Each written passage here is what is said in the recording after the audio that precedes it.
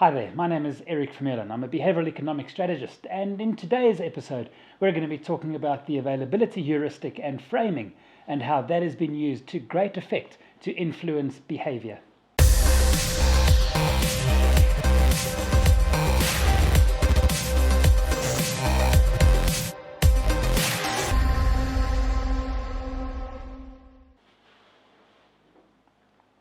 In today's episode, we're talking about the availability heuristic and framing and how that has been used to great effect to manage and to manipulate almost the behavior of millions of people. This is one of the most iconic images ever taken. In fact, it's been labeled as one of the top 100 most influential images of all time. And it's called The Falling Man, and it was taken on 9/11 when, according to the US government, Al-Qaeda attacked the US in a US soil terror attack by flying aeroplanes into the World Trade Center and other sites. And whilst no one knows who this man is, the photograph is almost poetic.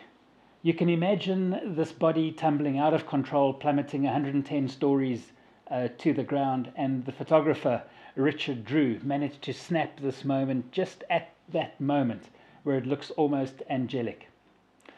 And this photograph was used by the media at the time, by governments, to mobilize the US to war. The War on Terror, it was called, because just over 2,700 people died on that fateful day in New York City on 9/11. And even though we're now in 2021, almost everybody can remember where they were on that day when these images of the World Trade Center collapsing covered our news screens. And so the US launched a war in the Middle East, called it the War on Terror, and it's still raging. But if you look at the numbers tell a very different story. You see, 611,000 people die in the US annually of heart disease. 42,642 people die in traffic accidents in the US annually, and that's quoting the World Health Organization.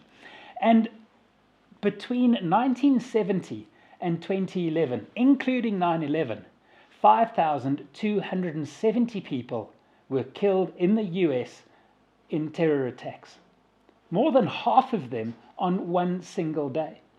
So to use this image to mobilize this war on terror was actually a piece of genius. Because only, and we say this with the greatest sympathy, but only 2,700 people died on that particular day, of 5,000 odd folks who died in terror attacks in close to 40 years. Funny though how 611 people die from cardiac arrest every year, but we don't see a war on heart disease. 42,000 people die in car accidents. We don't see a war on road safety. Yet 5,000 people die over 40 years, and there's this war on terror. You see, it has to do with those two aspects that I mentioned earlier on. Firstly is the availability heuristic, is that people are influenced and will make decisions based on the information most readily available to them at the time that you want them to make that decision. So political parties have used that in time immemorial to influence behavior. And of course, then the other part that goes hand in hand with the availability heuristic is this idea of framing. You see, because no decision that we ever make, we make in isolation. We base it on the context within which we receive the information. So when we frame the 9/11 terror attacks in the way that it was framed, it's very easy to convince nations to go to war. How are you influenced by the availability heuristic? How are you influenced by the way things are framed? Or if you're leading people, how do you use these two aspects to your advantage?